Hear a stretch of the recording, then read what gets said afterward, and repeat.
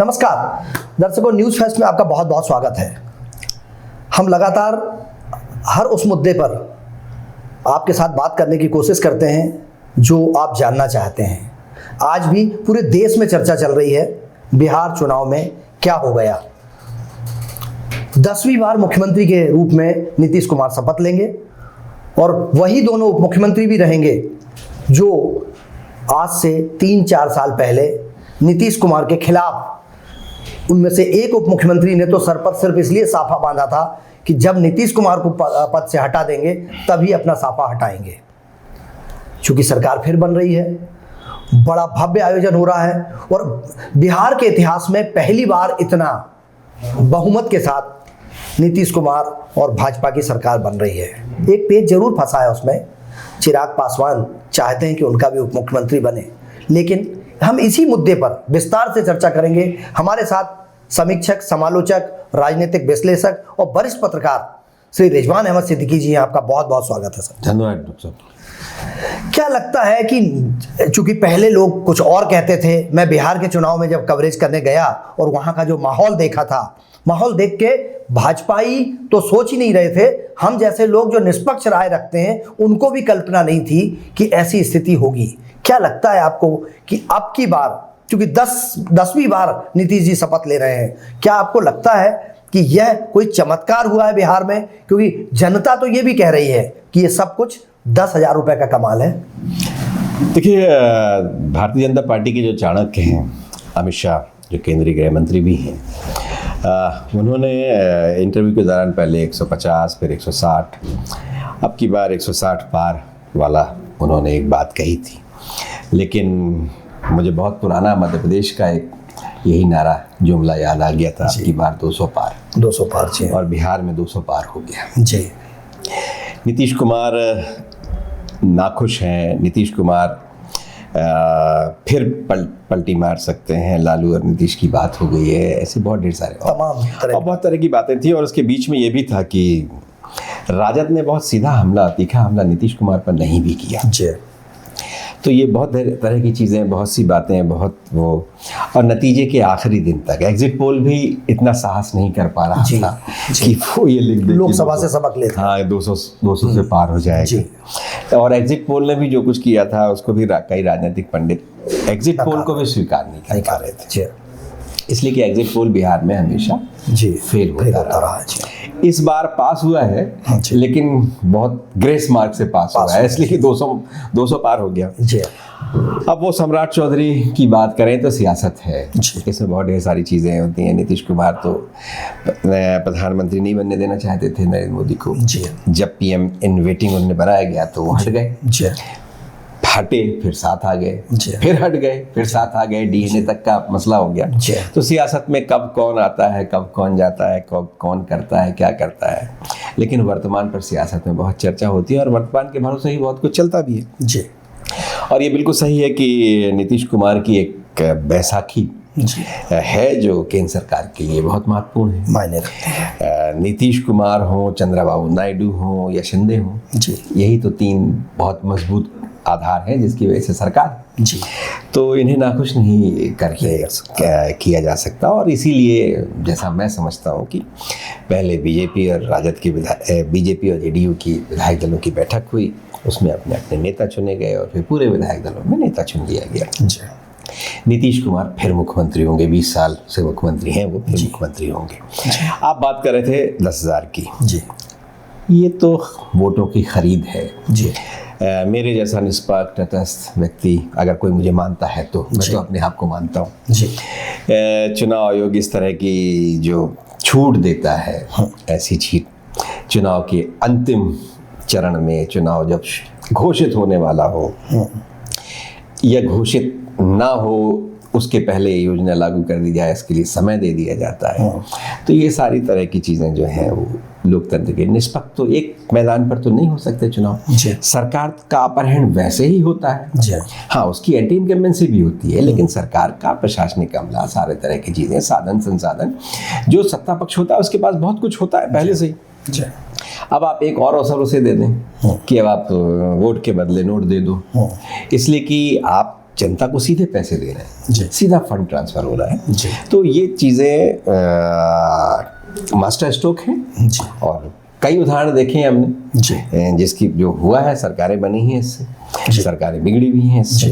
तो जाहिर है ये मैं इसे ठीक नहीं मानता और इसका बहुत बड़ा कारण भी है जी। चुनाव। रिजवान जी, एक बात और सवाल, चूंकि हम सुप्रीम कोर्ट को और निर्वाचन आयोग को निष्पक्ष मानते हैं और ये मानते हैं कि ये ऐसी संस्थाएं हैं जिन पर लोगों को भरोसा होता है, क्या इस तरीके के 2-4 इंसिडेंट, मैं आपको कुछ पीछे ले जाना चाहूँगा। महाराष्ट्र में एक निर्णय होता है कि महिलाओं को इतना पैसा दिया जाएगा। एक और राज्य में निर्णय होता है, क्योंकि वहाँ सरकार भाजपा समर्थित नहीं थी, इसलिए इलेक्शन कमीशन ने नहीं चुनाव के पहले आप ये घोषणाएं नहीं कर सकते हैं। केजरीवाल जी को एलजी ने रोक दिया था, वो दिल्ली के मुख्यमंत्री हुआ करते थे। उसके बाद जब उन्होंने जेल गए तो उन्होंने इस्तीफा दे दिया। उस समय भी कुछ योजनाओं को रोक दिया था। तो क्या अब इलेक्शन कमीशन पर जिस तरीके के आरोप लग रहे हैं, इससे छवि खराब होती है ऐसे निर्णयों से? देखिए, इलेक्शन कमीशन की साख पर बहुत बट्टा लगा है और इसको सुधारने की जिम्मेदारी भी उसी की है और इलेक्शन कमीशन को सुधारने की जिम्मेदारी सुप्रीम कोर्ट की है। तो इलेक्शन कमीशन सुधारने की कोशिश कर रहा है, उस पर जितने भी तोहमत लगती हैं, बहुत सी के तो वो जवाब नहीं देता, बहुत में नैतिकता की बात करता है और इल्ज़ाम पर इल्ज़ाम लगते ही चले जा रहे हैं। पॉलिटिकल बातें हैं वो अपनी जगह हैं, लेकिन बहुत ढेर सारे शक तो पैदा करते हैं। अब 0 नंबर पे बहुत ढेर सारे वोटर हैं, किस घर का 0 नंबर है और एक घर में अनेक वोटर हैं। किसी सत्तापक्ष के नेता के घर में बहुत ढेर सारे वोटर हैं और SIR वगैरह तो हो ही रहा है। और इस पर भी बहुत तरह के सवाल है। बिहार में भी इस पर बहुत से सवाल हुए हैं। 60 लाख से अधिक वोट काट दिए गए, 25 लाख से अधिक जोड़ दिए गए और चुनाव चलते चुनाव की घोषणा होने के बाद भी तकरीबन 3 लाख और नए वोटर आ गए। तो इस तरह की चीज़ें जो है वो कई बार बहुत से शक पैदा करती हैं और बट्टा तो साख पर लगता ही है। अब बात है सुप्रीम कोर्ट की। हमेशा ये कहा जाता है कि देर से मिला न्याय जो है वो अन्याय होता है, अन्याय की तरह है। जस्टिस डिनायल की बात लंबे समय से होती रही है। सुप्रीम कोर्ट में तो कम से कम जल्दी फैसले हो ही जाते हैं, लेकिन फ्री बीज को लेकर सुप्रीम कोर्ट भी आगे पीछे हो रहा है और जिसका इस तरह की खुली छूट तो नहीं मिलनी चाहिए। और जाहिर हम अपने मध्य प्रदेश की ही बात करें, मध्य प्रदेश में बैठ के इस पर बातचीत कर रहे हैं, मध्य प्रदेश की ही हम बात करें तो मध्य प्रदेश की सरकार का एक बहुत बड़ा बजट, बार कर्ज लेना पड़ रहा है। लाडली बहने के लिए बार जा रहा है। शिवराज जी का दर्द भी अभी छलक गया था पीछे। अभी उन्होंने कह भी दिया था कि वो मुझे गुस्सा भी आ सकता था, इस तरह की बात भी उन्होंने अभी कही अपने किरार और धाका समाज की सम्मेलन में। तो जाहिर है कि ये जो इस तरह की चीज़ें हैं वो वही है, नोट के बदले वोट के बदले नोट जो है चीज़ें हैं, लेकिन सुप्रीम कोर्ट इस पर फैसला नहीं ले पाया। SIR पर भी बहुत स्पष्ट फैसला नहीं ले पाया सुप्रीम कोर्ट। अब SIR 12 राज्यों में भी शुरू हो चुका है। 3 BLOs की मौत को लेकर भी बहुत तरह की चर्चाएं शुरू होने लगी हैं। ये हम चुनाव के साख के बारे में बात कर रहे हैं। क्या सच है, क्या झूठ है, ये तो जांच का अन्वेषण का विषय है और जब खुलकर सब बातें कही जाएंगी तब होगा। लेकिन ये बिल्कुल सच है कि इमेज खराब हुई है चुनाव आयोग की भी, और न्यायालय से भी जो उम्मीद है वो पूरी नहीं हो रही, तो नाउम्मीदी बढ़ती है। जी, क्या बिहार के चुनाव पूरे देश के लिए एक मैसेज है कि कल तक हम ये मान के चलते थे एंटी इनकम्बेंसी होती है, लेकिन SIR ने जिस तरीके से काम किया है और वो पूरे देश के 12 राज्यों में शुरुआत हो गई है उसकी, और बंगाल, केरला, कर्नाटका ने तो इसको डिनाई भी कर दिया है। तो क्या आपको लगता है कि आने वाले समय में SIR पर जिस तरीके की बातें चल रही हैं वो और विवाद बढ़ सकता है और इस पर आगे हमको नए मुद्दे देखने को मिल सकते हैं? बिल्कुल, घुसपैठियों के नाम पर पूरा बिहार का चुनाव का नैरेटिव सेट हो गया। SIR भी उसी नाम पर हो गई। न घुसपैठिए नहीं बताए गए आज तक कि कौन कितने घुसपैठिए हैं, कैसे आ गए, कहाँ से आ गए, क्या आ गए। फिर आने वाले कई जगहों पर भी हो रहा है। अब SIR जिस तरह से हो रहा है, मैं अपना ही उदाहरण अगर मान लो दूँ, मेरी शादी 96-97 के आसपास हुई थी। 2003 के पहले मेरी पत्नी का नाम जुड़ गया, लेकिन मेरे छोटे भाई की शादी 2003 में हुई तो उनकी पत्नी का नाम 5 में जुड़ा। अब वो मेरी पत्नी का तो ठीक है 2003 की लिस्ट में नाम मिल जाएगा। अब ये कहा गया कि पिता का नाम लाइए, पिता का किसी का भी कहीं का भी लाइए। ठीक है, जो पढ़े लिखे लोग हैं उनके लिए शायद उतना कठिन ना हो, या कुछ लोग माइग्रेट हो भी जाते हैं कई जगह से, बिल्कुल। तो जो माइग्रेट हो जाते हैं वो वहाँ कहाँ से लाएंगे, या तो फिर उनको जाना पड़ेगा वहाँ, समय भी कम है, या तो फिर सरकार ही ऑनलाइन सारी चीज़ें डाल दे, सुविधाएं उपलब्ध कराए। बिल्कुल, हाँ। आप एक ऐसा सेंटर कि हम जाए, भैया हम फलानी जगह रहते थे, इस शहर में रहते थे, यहाँ से निकाल के हमारा वोटर लिस्ट में नाम, एफिडेविट ले लीजिए आप। नहीं, हमारा नाम निकाल के दो उस समय की वोटर लिस्ट से। तो ऐसी बहुत, अगर आप इतना व्यापक स्तर पर इस तरह की चीज़ें आप कर रहे हैं तो आपको सुविधाएं भी उतनी ही अधिक मुहैया करानी पड़ेंगी। एक BLO के भरोसे आप बहुत बड़ा एरिया छोड़ देंगे तो कैसे काम चलेगा? तो मतदाता का नाम न कट जाए इसकी चिंता होनी चाहिए, लेकिन अभी तो यह है कि ज़्यादा लोगों के नाम जुड़े ना रह जाए, इस पर कैसे किस तरह से फोकस हो रहा है। तो ऐसी बहुत तरह की आशंकाएं बहुत पैदा होती हैं। तो डॉक्टर साहब, हमें उम्मीद है कि आने वाले वक्त में जब इस तरह की चीज़ें हम लोग और उठाएंगे तो शायद और बेहतर ढंग से इस पर कुछ काम। एक सवाल और आपसे करना चाहेंगे, क्योंकि ये बिहार चुनाव से ही जुड़ा हुआ है। बिहार चुनाव की घोषणा के पहले मध्य प्रदेश में मंत्रिमंडल विस्तार, निगम मंडल अध्यक्ष, आयोगों में अध्यक्ष की चर्चाएं हुई थी, और बाद में ये माना गया था कि बिहार में आपके चुनाव परिणामों पर, बिहार में आपकी मेहनत के बाद इसका पारितोषिक के रूप में आपको दिया जाएगा। तो क्या डॉक्टर मोहन यादव ने 25 सभाएं संबोधित की, 21 सीटों पर वो जीत गए, 25 सीटों पर गए थे, 21 जीत गए। इसके अलावा जिस तरीके से मोहन का जो जादू चला बिहार में और सफलता मिली, उनकी टीम ने पूरी काम किया, चाहे हितानंद शर्मा जी हों, चाहे हेमंत खंडेलवाल जी हों, चाहे BD शर्मा जी हों, या डॉक्टर नरोत्तम मिश्रा जी हों, विश्वास सारंग जी हों, तो क्या आने वाले समय में जो निगम मंडल अध्यक्ष हैं और मध्य प्रदेश का मंत्रिमंडल विस्तार है, यह बिहार चुनाव के परिणामों को प्रभावित करेगा? बिल्कुल, इसमें 2 नाम और मैं ले लेता हूँ, साथ में जोड़ देता हूँ। मध्य प्रदेश से जुड़े हुए 2 लोग और भी हैं जो मध्य प्रदेश के प्रभारी थे, महेंद्र सिंह जी। उन्होंने एक बड़ा एरिया उनको दिया गया था। जी, उनको दिया गया था। जी, और उनके साथ एक और बड़े मध्य प्रदेश के ही से जुड़े हुए नेता, उनको भी उनका साथ दिया। साथ में अरविंद मेनन जो बहुत लंबे समय तक मध्य प्रदेश में रहे, मध्य प्रदेश के संगठन महामंत्री लगभग 10 साल रहे, उनको भी एक बड़ा एरिया दिया गया था। जी।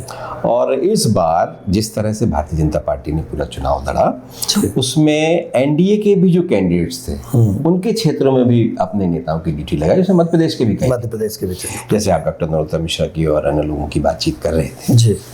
अन्य नेताओं की, विश्वास सारंग की, उनको सबको भी इस तरह की जिम्मेदारी दी गई। जी। और हम पहले भी विचार करते रहे, चर्चा करते रहे हैं कि वहाँ बिहार के जिस तरह का परफॉर्मेंस रहेगा तो केंद्रीय नेतृत्व उसी तरह से मध्य प्रदेश में उसका पारितोषिक भी मिलेगा लोगों को। और अब कई नाम चर्चा में भी हैं। हमारी जानकारी जो है विश्वस्त सूत्रों से कि लिस्ट एक बन चुकी है, दूसरी पर भी मुहर लग गई है। जी।